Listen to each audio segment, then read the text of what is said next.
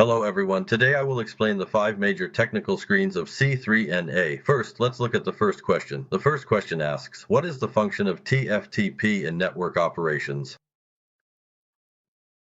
This is a fundamental unit question. TFTP, as we commonly know, FTP is the file transfer protocol, which is quite straightforward and widely understood. TFTP, on the other hand, is specifically known as the Trivial File Transfer Protocol, which is essentially a much more lightweight and significantly simplified version of the standard FTP.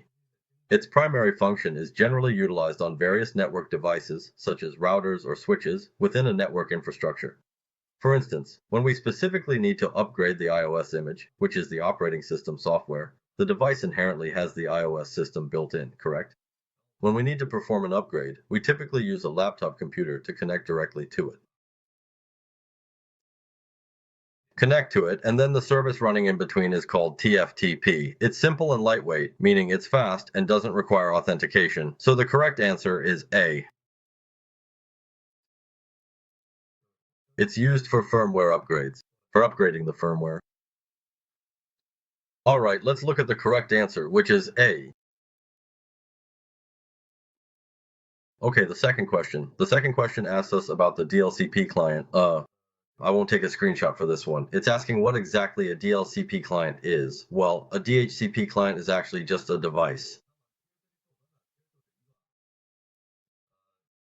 It's a host or terminal that's configured to automatically request an IP address. Actually, a terminal could be your router as well. The router's interface can also be set to automatically request an address via the DHCP protocol, right? So the way it's phrased here isn't very precise. It says a host, but that's also possible. Let's look at the options, and the correct answer is B.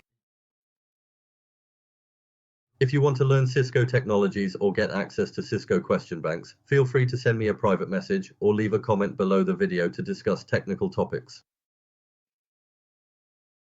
Alright, the third question is about the relay address, also known as the helper address. This helper address is configured on the relay.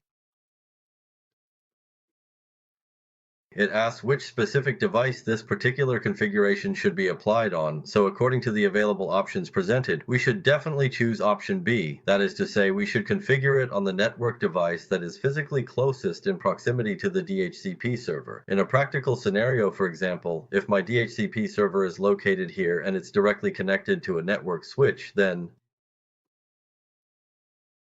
this particular switch is directly connected to a network router, and this very same switch is also subsequently connected to an access switch, which in turn effectively connects to a multitude of various terminals. In this specific situation, my discover and offer packets can be readily exchanged directly, isn't that right? But if, in the middle of this setup, this happens to be a layer 3 switch, specifically a core switch, and on it there are, VLANs and there are SVI interfaces. The SVI interfaces are also configured with IP addresses, then at this point it means that a broadcast domain is created here. That is, below is one broadcast domain, above is another broadcast domain, and this direction is also a broadcast domain. So the Discover packet cannot cross broadcast domains, right? It will be terminated by the SVI interface. A layer 3 interface terminates broadcasts. So we need to configure relay services on this device to tell it where the server is. However, the device where you configure the relay must be able to reach the DHCP server, meaning TCP connectivity is required. In other words, as long as TCP connectivity is possible, no matter where the server is, as long as I can reach it, I can act as a relay. For this question, according to the answer above, the correct choice is B. Let's look at the correct answer. Choose B. Alright, question 4.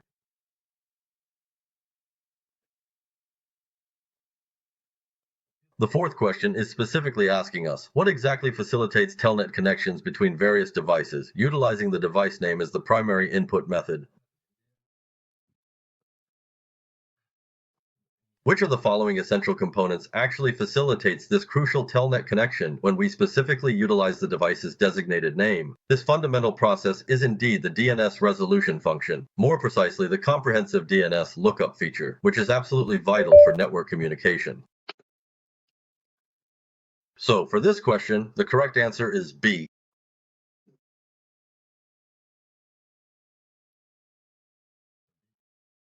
Alright, next, question 5. This one is about logs. After deploying a logging system. In the log system, we see various log levels ranging from 0 to 7. Which level is called information? This refers to informational messages, which are not very serious, just information. The smaller the number, the more severe it is. For example, 0 or 1 basically means your device has crashed, or an interface has gone down. The larger the number, the less severe it is.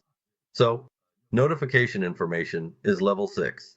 The correct answer is 6. Alright, submit. Alright, if anyone wants to learn Cisco technologies or get access to Cisco question banks, please send me a private message or you can leave a comment below the video for technical discussions.